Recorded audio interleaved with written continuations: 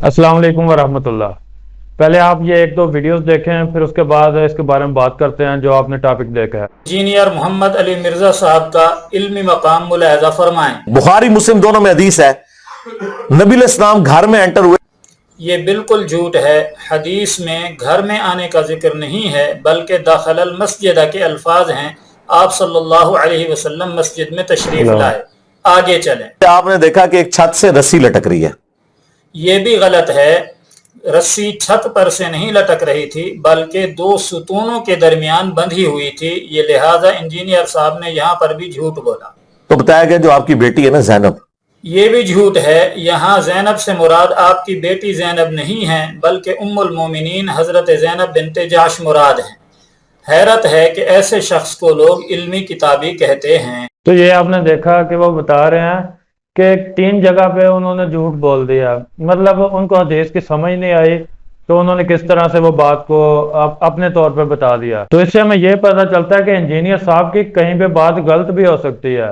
ये तो नहीं हम कह सकते कि मिर्जा साहब ने जो बात की है वो ठीक ही होगी। तो ये बात, ये हमें ये कंसेप्ट दूर करने की जरूरत है कि उसकी हर बात ठीक नहीं होती। उसके जो फॉलोअर्स हैं, उसके स्टूडेंट्स, वो ऐसे करते हैं कि उसकी हर बात को ठीक समझते हैं।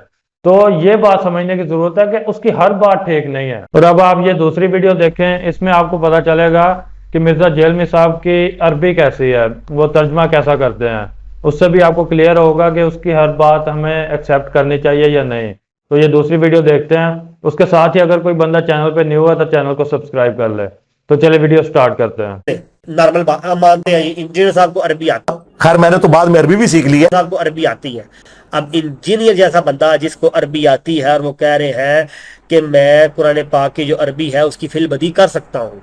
क्या कर सकता हूँ? फिलबदी कर सकता हूँ। ये मैं आला हज़रत का तर्जमा पढ़ूं, मुझे इनका तर्जमा पढ़ने की जरूरत नहीं है, मुझे अरबी आती है, मैं उसको फिलबदी कर सकता हूँ। जो बंदा ये दावा कर रहा है कि मैं कुरान की और अरबी की फिलबदी कर सकता हूँ, मुझे किसी के तर्जमे की जरूरत नहीं है, उसकी अपनी हालत ये है कि जब वो अरबी बयान कर रहा होता है तो कहता है कि मैं अरबी में जानों को पट कहते हैं। हाथ जानों पर रखो, जानों पर, जिसको हम अरबी में पट कहते हैं। अरबी में जो इंग्लिश का पापा है उसे बाबा कहते हैं। आप अरबियों के बच्चों को भी सुनेंगे, वो भी अपने बाप को बाबा कहते हैं। हमारे तो बच्चे कहते हैं ना उर्दू में, वो बाबा जो है वो अरबी है पापा की। मतलब अरबी में पापा को बाबा कहते हैं, अरबी में कलाई को कफ कहते हैं। कलाई ये होगी, ये कफ है, ये 3 चीजें होगी, समझ लें। रुस कहते हैं यहां से लेके यहां तक, कलाई तक। कलाई को कहते हैं कफ अरबी में। और अरबी में सांडे को दब कहते हैं, अरबी में घास को दब कहते हैं। दब एक कुरान का लफ्ज है। ओ भाई, भुनी हुई दब ला के रखी, अरबी में दब कहते हैं, दाल बा दब। उर्दू में हम उसे वो गो, वैसे गो का लफ्ज अप्रोप्रिएट नहीं है, सांडा लफ्ज है असल में, छपकीली से थोड़ी सी बड़ी होती है, हलाल है। इस तरह की खजूर के पत्तों वाली जो चटाइयां ना वो ज्यादा बेहतर है, वो नहीं निकलती हैं। वो दूसरी जो आजकल ये सैलमगीर बनती है कि नहीं है वो फूड जिन्हों कहते हैं। हाँ, दब अरबी में लफ्ज दब है, ये अरबी लफ्ज दब का। दब अरबी में कहते हैं घास को, ये अरबी का लफ्ज है, कुरान में भी आया ये लफ्ज दब। कीड़े कुरान में दब आ गया है। अलहम्द की अलिफ से लेके वन्नास की नून तक दब भाड़े मनु जी साहब हुण टाइम क़यामत तक तुसी विखाओ, ਤੁਹਾਡੇ स्टूडेंट विखाओ, ਤੁਹਾਡੇ स्टूडेंट ਦੇ ਬੱਚੇ ਵਿਖਾਵਣ। की एंटी वैनम इल्जामी जवाब, टाइम क़यामत तक जे जवाब देना जे क़यामत तक नहीं, जब अपने जीवनी विखा दो तो मैं हर अपना मुकदमा। तो ये आपने वीडियो देखी, इसमें भी आपको पता चला होगा कि इंजीनियर मिर्जा साहब की अपनी अरबी कैसी है। मतलब उनमें उनसे गलतियां हो रही हैं बात करते हुए, कई जगह पे वो भूल जाते हैं। जाहिर है इंसान है, भूलना तो है ही, लेकिन ये उनके लिए मैं बता रहा हूँ कि जो उनके स्टूडेंट्स समझते हैं कि इसकी एक एक बात जो है वो मानने के लिए जरूरी है, वो बिल्कुल सही होती है, उसके स्टूडेंट्स ऐसे समझते हैं। तो उनके लिए ये बात मैं दिखा रहा हूं उन्हें कि ये चीज नहीं है कि इसकी एक एक बात सही होगी और जरूरी हमने उसको एक्सेप्ट करना है, ये कोई जरूरी नहीं है। तो इससे हम ये अंदाजा कर सकते हैं कि हमने वो चीजें माननी हैं जो सही हैं, जो एक्सेप्टेबल हैं। जो एक्सेप्टेबल नहीं है वो हमने छोड़नी भी है। जरूरी नहीं कि मिर्जा साहब जो हैं वो कोई हमारे लिए पैगंबर की हैसियत रखते हैं, इस तरह की बात नहीं है। सिर्फ नबी की बात, हर बात को माना जाता है। बाकी इंसानों की बात, आम इंसान जो है नबी जो है वो उनके लिए खास है कि उनसे कोई भी बात जो है वो गलत नहीं होनी। जैसे हमारे नबी सल्लल्लाहु अलैहि वसल्लम के बारे में अल्लाह ताला ने कुरान में कह दिया है कि उनके मुंह से जो भी बात निकलती है वो हमारी तरफ से वही होती है। तो उनकी जो बात है, अगर हम कहें कि नबी भी इंसान है, तो फिर भी हम ये नहीं कह सकते कि उनकी बात जो है वो कोई गलत होगी, क्योंकि वो अल्लाह ताला ने फरमा दिया है। लेकिन ये बाकी जो आम इंसान है, ये जैसे मिर्जा हो गया, तो इसकी हर बात सही नहीं हो सकती, सिर्फ इस बात को मानना पड़ेगा। ये स्टूडेंट्स इसके नहीं मानते इस चीज को, वो एक तरह से इसकी तकलीद करते हैं। वो कहते हैं कि जो इसकी बात है वो सही है, हर बात इसकी ठीक है, हमने वो एक्सेप्ट करने हैं। जैसे कि सहाबा के बारे में है, खासकर अमीर मुआविया रज़ी अल्लाह तआला अन्हु के बारे में, और बाकी सहाबा भी, यहाँ तक के हजरत आयशा रज़ी अल्लाह तआला अन्हा के बारे में, उनके बारे में भी अपना इख्तिलाफ ये बताता है। तो ये जो उनके ऊपर बातें करता है, तो ये जरूरी नहीं है कि हम उनको भी मान के और उनके खिलाफ अपने दिल में कोई नफरत रख लें। यह हमारे लिए जरूरी बिल्कुल नहीं है, बल्कि ये हमारे लिए एक अफसोस का बायस होगा, ये हमारे लिए शर्म का बायस होना चाहिए। अब ये चीज समझें कि जब ये कहता है कि हमने हजरत अली रजी अल्लाह तआला अन्हु का साथ देना है, अहले बैत का साथ देना है, तो उधर ये सहाबा के खिलाफ फिर बात करेगा कि फलां सहाबी ने उनसे बगावत की या उनकी खिलाफत को एक्सेप्ट नहीं किया। तो इसका मतलब ये है कि जब हमने एक का साथ देना है तो दूसरे के खिलाफ हमने बात करनी है, इसके कहने का मतलब ये है। और इसीलिए इसको बहुत सारे आलिम जो हैं वो इसको जवाब ही नहीं देते, क्योंकि इसको अगर जवाब देंगे तो हम हजरत अली रज़ी अल्लाह तआला अन्हु के खिलाफ बात करेंगे, माज़अल्लाह हम उनके खिलाफ कोई बात करना शुरू कर देंगे। जाहिर है वो ऐसे है कि एक सहाबी का दिफा करेंगे तो दूसरे सहाबी के खिलाफ बात होगी। तो इसी तरह होगा ना कि अगर हम बाकी सहाबियों का दिफा करने लगेंगे तो अहले बैत के खिलाफ बात होने लगेगी, मतलब ऐसे तासर जाएगा। हालांकि हर कोई अहले बैत से मोहब्बत रखता है, उनसे अकीदत रखता है, और कोई भी उनके खिलाफ बात नहीं करता और ना ही करना चाहता है। लेकिन जब एक का दिफा करना पड़ेगा, सहाबियों का दिफा करना पड़ेगा, तो फिर ऐसे ही होगा कि हजरत अली रज़ी अल्लाह तआला अन्हु के खिलाफ कोई बात ऐसे लोगों को महसूस होगा कि हो रही है। जैसे कि मैं आपको एक मिसाल देता हूँ कि हजरत अली रज़ी अल्लाह तआला अन्हु की फौज में उनके साथ वो लोग शामिल हो गए थे जिन्होंने हजरत उस्मान गनी रज़ी अल्लाह तआला अन्हु को शहीद किया था। तो उनको हजरत अली रज़ी अल्लाह तआला अन्हु ने कुछ ओहदे भी दिए, लेकिन तब हजरत अली रज़ी अल्लाह तआला अन्हु को ये नहीं पता था इनमें से कौन से लोग हैं जो उस्मान गनी रज़ी अल्लाह तआला अन्हु की शहादत का बायस बने हैं या उसमें मुलव्विस थे। तो इसलिए हजरत अली रज़ी अल्लाह तआला अन्हु तो बिल्कुल बेकसूर है और वो हक पे हैं। लेकिन अगर हम ये बात करेंगे कि उन्होंने ओहदे दे दिए, तो यहाँ यही लगेगा कि हम उनके खिलाफ बात कर रहे हैं, ऐसे तासुर तो जाएगा ना। तो ये जो तासुर है, इससे गलत फहमियां पैदा होती हैं कि दूसरे बंदे को ये लगेगा कि ये अहले बैत के खिलाफ बात कर रहे हैं, हालांकि बात वो हकीकत थी, लेकिन उनको नहीं उस टाइम पे अंदाजा था। यानी कि चीजें कुछ ऐसी होती हैं जो उस वक्त पे होती हैं, वहाँ कंडीशन और होती है, सूरत हाल और होती है, वहां पे कुछ बातों की गलत फहमियां हो जाती हैं, कुछ चीजों का समझ लें ऐसी मिस्टेक्स गलत फहमियों की सूरत में वो होती है कि वो पता नहीं चलती। तो हजरत अमीर मुआविया रज़ी अल्लाह तआला अन्हु की अगर बात करें तो उनसे भी हो सकता है कुछ गलत फहमियां उनको हों, जिनकी वजह से वो कहते थे कि पहले हम उनकी शहादत में जो लोग मुलव्विस हैं हम पहले उनसे बदला लेंगे और फिर खिलाफत के निज़ाम को कायम करेंगे, मतलब इनकी बैत भी करेंगे हजरत अली रज़ी अल्लाह तआला अन्हु की। तो वो अपनी जगह पे जो एक कंसेप्ट लेके बैठे थे, तो हो सकता है उनको भी ये गलत फहमियां मौजूद थी।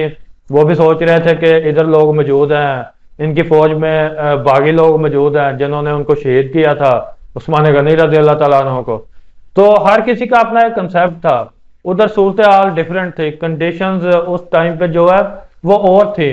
तो हम अब समझने लग जाएं कि कौन सा बंदा हक पे था, किसने गलती की, और एक बंदे की साइड लेते हुए, मतलब एक सहाबे की या अहले बैत की ही हम साइड लेते हुए फिर हम दूसरे के खिलाफ होने लग जाएं, तो उस सूरत में हमारी अक्लमंदी कौन सी होगी कि हम इतने अरसे बाद, इतना टाइम गुजर चुका है और अब जबकि हमने सिर्फ अपने अमाल का जवाब दे होना है, हमने उनके अमाल का जवाब दे तो नहीं होना।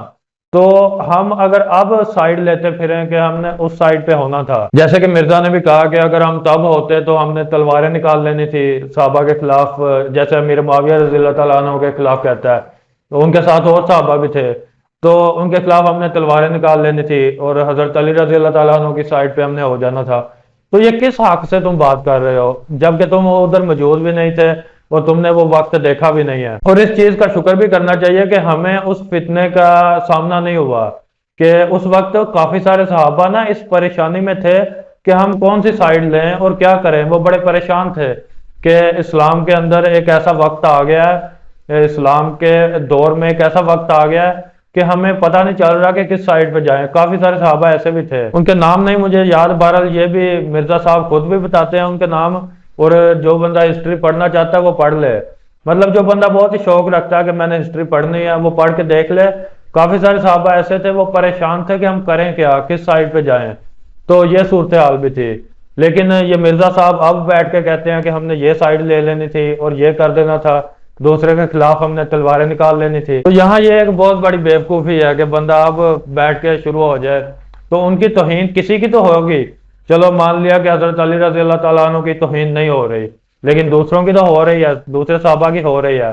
اگر ہم ان کا معاملہ اللہ پہ چھوڑ دیں، کیونکہ یہ خود ایک حدیث بیان کرتا ہے، ایک روایت بیان کرتا ہے جس میں حضرت علی رضی اللہ تعالیٰ عنہ نے یہ کہا ہے کہ امیر معاویہ کا اور دوسرے جو اس کے ساتھی تھے ان کا معاملہ اللہ کے ہاں جا کے طے ہوگا، میرا اور ان کا معاملہ اللہ کے ہاں طے ہوگا، اور ساتھ یہ بھی کہا ہے کہ میں امید کرتا ہوں کہ اللہ تعالیٰ انہیں بخش دے گا، انہیں معاف کر دے گا۔ تو جہاں حضرت علی رضی اللہ تعالیٰ عنہ خود اپنے معاملے کو اللہ پہ چھوڑ رہے ہیں اور کہتے ہیں کہ اللہ انہیں ہو سکتا ہے بخش دے، میں امید کرتا ہوں، اور کہتے ہیں کہ قیامت کے دن یہ معاملہ طے ہوگا، تو یہاں مرزا صاحب یہ مرزا جیل میں بیٹھ کے خود کہے کہ میں تب ہوتا تو میں تلواریں نکال لیتا اور ان کے خلاف جنگ کرتا، تو اس طرح کی بات یہ اب بیٹھ کے کر رہا ہے۔ اور تب صورتحال یہ تھی کہ حضرت علی رضی اللہ تعالیٰ عنہ کئی بار صلح کی طرف آئے، جبکہ وہ خارجی لوگ، کچھ لوگ ایسے تھے جو صلح نہیں چاہتے تھے، وہ دونوں گروہوں میں موجود تھے۔ حضرت علی رضی اللہ تعالیٰ عنہ کی سائڈ میں وہ کافی زیادہ موجود تھے، کافی زیادہ تعداد میں وہ موجود تھے،